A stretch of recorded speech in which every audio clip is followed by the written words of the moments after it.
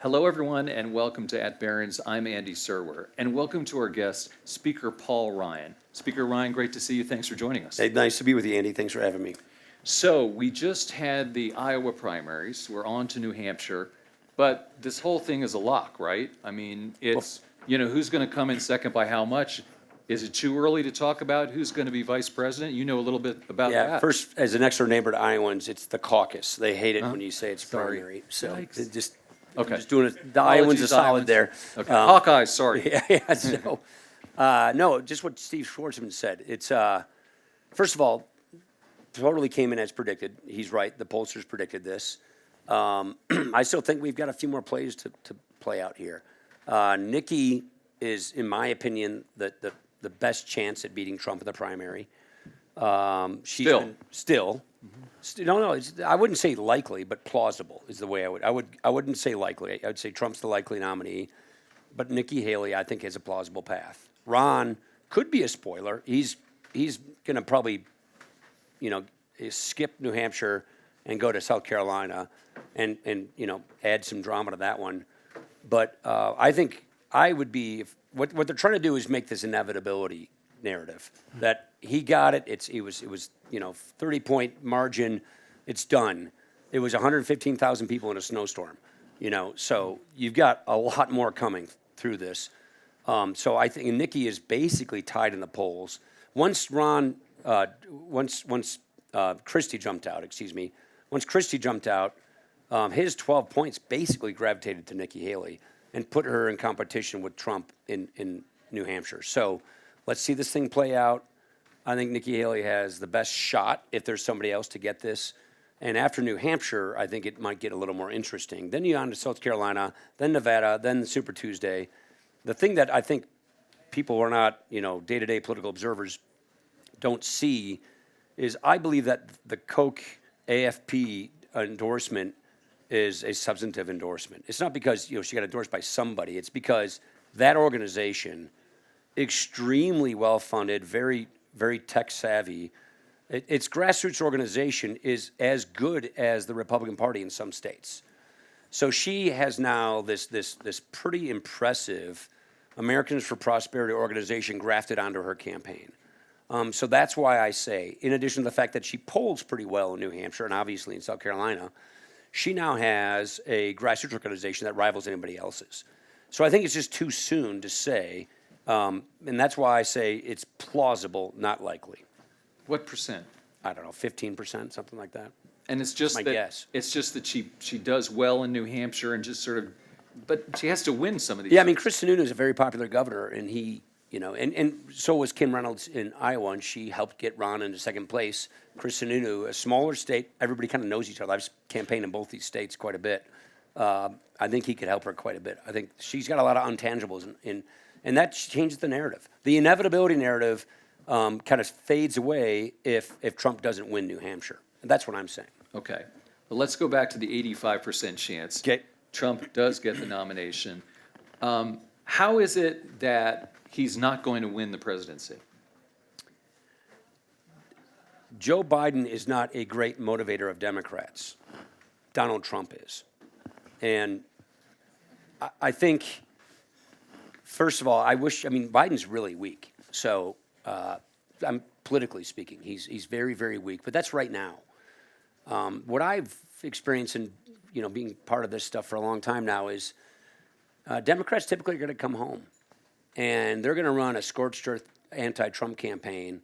And the real question is in Wisconsin, Nevada, Arizona, Georgia, and maybe throw in Pennsylvania, just those 4 to 5 states, what's the suburban voter going to do? Because it's the suburban voter in those 5 states that will determine this. And that suburban voter in those 5 states in 2020 said, Joe Biden, I think, is a moderate. I'm disgusted with Donald Trump.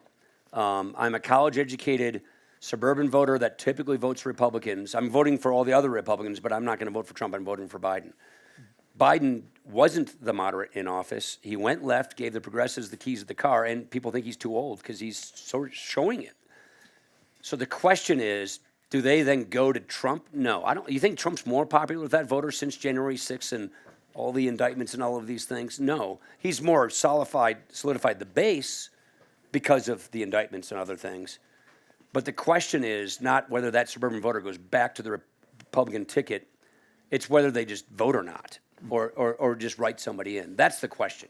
And so I still think at the end of the day, I used to make, I don't know if you know this now, Trump and I don't get along very well. We're not really, I'm not a pro-Trump Just not that Republican. into you? So, Right. so I'm one of those, anti-Trump Republicans. But,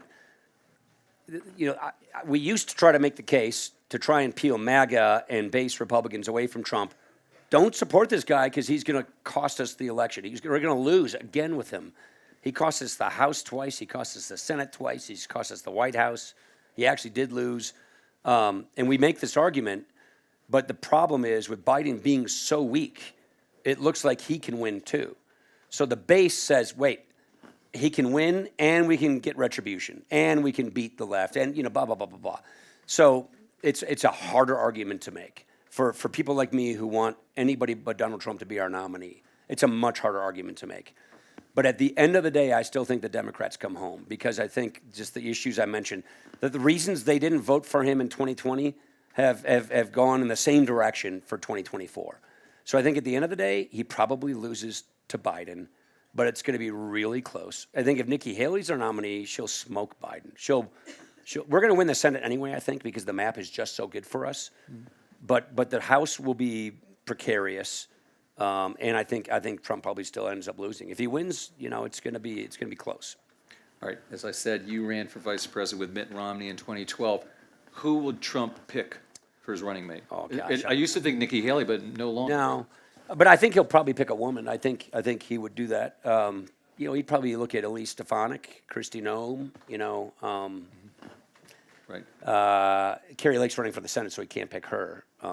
So probably one of the women leaders in our party who are very pro-Trump.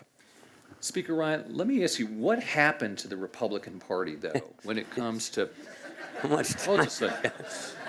When it comes to, hear me out, when it comes to being the party for business? I mean, it's become a populist party. Yeah. And it used to be, you heard Steve Schwarzman saying, well, I'm undecided. I mean, before, it's a slam dunk, yeah, Mitt Romney. Yeah. Yeah. No, I've known Steve a long time. McCain, yeah, sure. We became not just a populist party. We've become not the whole party, right? Granted, I'm a classical liberal conservative. So we became a party that is populist, but more important to the point, we became a populism not tethered to any set of principles or policies. It's a populism that is tethered to basically a cult of personality and a culture war. So that's to me pretty thin gruel. Mm-hmm. And that is therefore a really hard party to lead based on policy and vision and problem solving. And it's based on more culture war, score settling, and a cult of personality. The good thing for our party in this parade of horribles I just described is if we can get back to a fusion of, real conservatism anchored in core principles.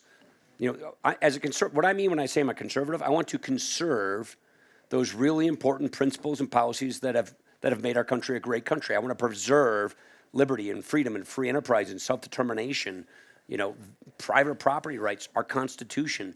Those are great things that are worth conserving, and that's why I'm a conservative, and of what people call the classical liberal variant.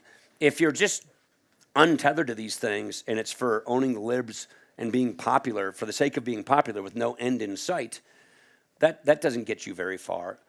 But it's easier for our party to rebuild itself after this populist moment comes and goes. Most of it's tied to a guy, right, who's going to either be be there for the next 4 years or the next 1 year. I think it's better than the left because the left has more, in my opinion. Granted, I'm a conservative Republican. They have an ideological problem. They're tied to the progressive left, and the country doesn't want that either. I mean, I think elections have shown this. So it's harder to untether yourself to a stuck in the rut ideology that is out of sync than it is for a momentary flirtation with, I would call it unprincipled populism. Mm-hmm. So I think we'll get through this moment, and it'll hopefully be some kind of a fusion of the kind of conservatism that I just described with the fusion of sort of the forgotten man populism that That is what Trump sort of espouses. I mean, there's dysfunction too, though, on both sides, but maybe in particular on the Republican side when it comes to the House. Well, I mean, And the speaker there's no, situation. he's got no margin. I mean, Right. Mike's got a, What do you think about Mike Johnson? Mike Johnson's a smart man, he's a decent man, and he's got a good temperament, which matters a lot, frankly, in a job like that. The problem Mike has is he's got basically a 1-vote margin. I think Bill Johnson's heading to Youngstown State in like about a month. But that's a congressman who's taking a job as head of a local college. Kevin left, and Steve is getting a stem cell transplant right now, and that means he can't go to Congress for like 2 to 3 months. So the legislating that's going to happen in this session is basically the next quarter, maybe two quarters. So there's no margin, there's no majority there. It's basically a 218-seat majority. Right. So Mike Johnson, no matter how good he is, he has no majority to play with, and he's got nihilists in his ranks who aren't. They're there for the sake of fighting for the sake of fighting, not fighting for something or not fighting to win something, but just fighting for the sake of fighting. And both sides have that. Usually, you get a little bit of a vote cushion, like I had, to get through all of that, and Mike just doesn't have that. Yeah, well, what's going to stop this polarization? I mean, maybe not just in the United States, but maybe everywhere around yeah, the world. it's a really damn good question. I think, and the way I look at it is, if you ask me the biggest problem in America, you'd probably think I'd say like the debt or something That's like what that. you like that stuff. That's usually what people think. I think it's moral relativism, and I think it's Relativism? Yeah, I think it's moral relativism, which has just been amplified with digitization. And so it's like your truth and his truth and their truth. They're all equal. They're all the same. There's no fixed truth. It's my truth, not the truth. If we go down these rabbit holes in society, we're just going to tear each other apart.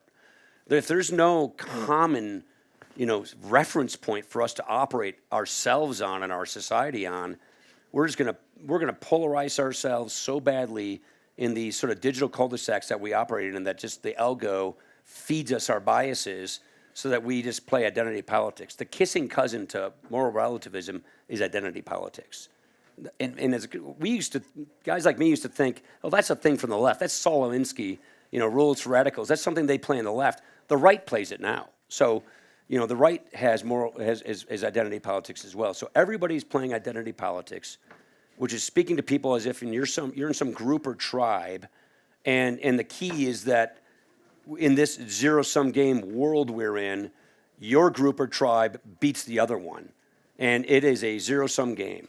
And that is the kind of populism we have right now. We have zero-sum game politics and zero-sum game populism.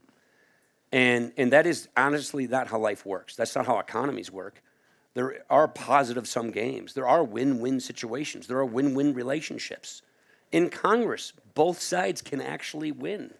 That's what democracies do. They negotiate, they compromise, they advance their priorities, and they find the Venn diagram where the Democrats and the Republicans, this works. Win-win, positive sum. But that is not the kind of politics that relativistic, identity politics plays. So that's the rut we're in. What's the answer out of that? I mean, I don't know. I mean, I taught a class at Notre Dame about this.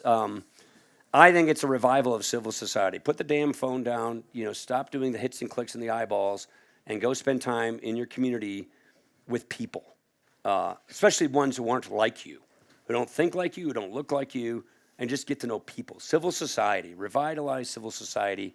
I honestly think that that's the best antidote to this, but more regulation, more top-down, Hegelian, central planners is not the answer. So you don't think tech companies need to be regulated more? I mean, Europe obviously, GDPR here, and we don't have that in the United States, a little bit in California. Yeah. But not so much anywhere else, and we have a circus. Yeah, I'm more of a light regulatory touch guy. I'm not. There are conservatives who agree with, let's just regulate the heck out of these guys. Just be careful what you ask for, I think. That's a conversation of Web 2 versus Web 3, Right. which, I think is an interesting conversation, and there's a regulatory moment to have there. But no, if you're asking me if the cure for our cultural problems is we regulate Google and Meta more, no, that's not going to fix our problems. Right, well, all right, so that's kind of a segue to AI, which I want to ask you about. And you're talking about Web 2, Web 3. Do you have some thoughts about regulating AI, though? Yeah, I mean, I'm in more of the accelerationist camp, which is let's go.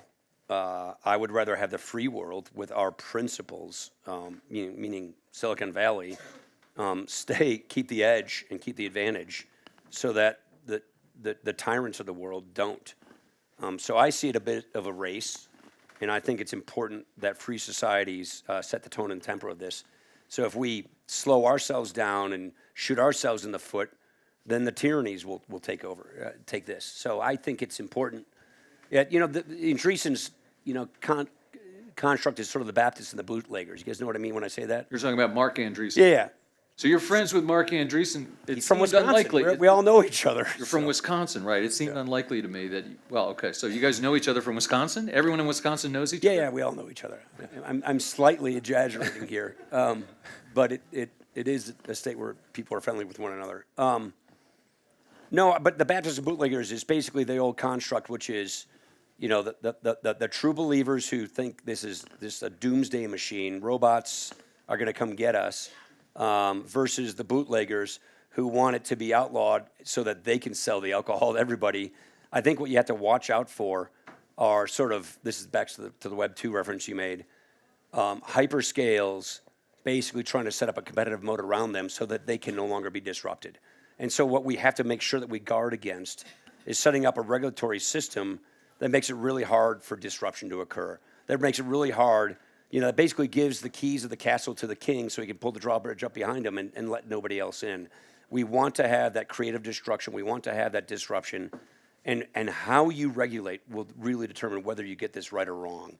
And as far as the downside cases, whether it's, I think you just have to have good, smart AI stay ahead of this stuff.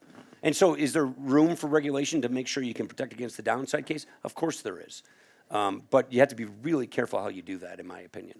I mean, you said you were concerned a little bit about continuing to allow the superscalers to amass even more power, control over our society. Well, when it comes to AI. Yeah, I think it's important that we make sure that there's a good ecosystem of disruption that can occur.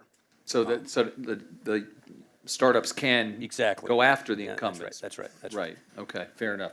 I want to ask you about your thinking on the economic outlook and your take on the job that the Federal Reserve has done. I think Jay's done a pretty damn good job. I think he was late. Jay Powell, I'm sorry. Jay's a friend. You're on a first name basis. Yeah, with a lot of people I've noticed. That's good. I was in Congress. Everybody kind of knows each other. I think he's done a good job. He was late on inflation. They thought it was transitory for too long. There may have been some confirmation, politics in there, but they got on it, and I think they actually should be rewarded for, or like Steve just did, they should be congratulated for pretty much getting us to what looks like a pretty good soft landing. I'm in the higher for longer camp, regardless of, Steve has really access to interesting data, but core inflation still has a 3 handle on it. If you do the last 6 months, it looks better than the 12-month window, but what's most important for the Fed is credibility. And Jay does not want to go out in history like an Arthur Burns. He wants to go out in history like a Paul Volcker. And the Fed's credibility is everything. And so it's better that they stay higher for longer to make sure that they hit their target than to, declare victory prematurely. We're not in a recession and start cutting rates too soon and then realize they didn't finish the job and then have to go back and put toothpaste back in the tube. That would be a blow to credibility. And the great thing, and this is why they deserve credit, is, our labor market's pretty damn good. Right. Our unemployment rate's pretty stellar. And the forecasts, and you talk to people around here, are that the economy's doing pretty well. We're going to have a deceleration, a slowdown, but nobody seems to see a recession within sight. And that means they have wiggle room to get it right and to preserve their credibility. So I would not be in the 6. I think the market's too bullish on rate cuts. 6 rate cuts this year is what people are predicting. I just don't see that happening. I can't imagine that the Fed would do that. Final question from me, and maybe it's an obvious one, maybe to some people out there. Why don't you run for president? I just demonstrated. Well, I just demonstrated why not. I'm an anti-Trump guy. He's not going to get elected, but I also don't think he's fit for office. So that right there takes 40% off the table for me. So a guy like me saying what I say, you can't get elected. But it's more important for me to be who I am than that. And this just sort of tells you the pickle my party's in, which is fear is so palpable.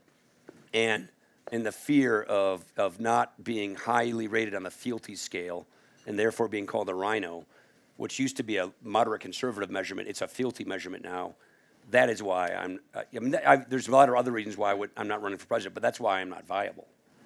Speaker Paul Ryan, thank you so much. Please join me in thanking the speaker.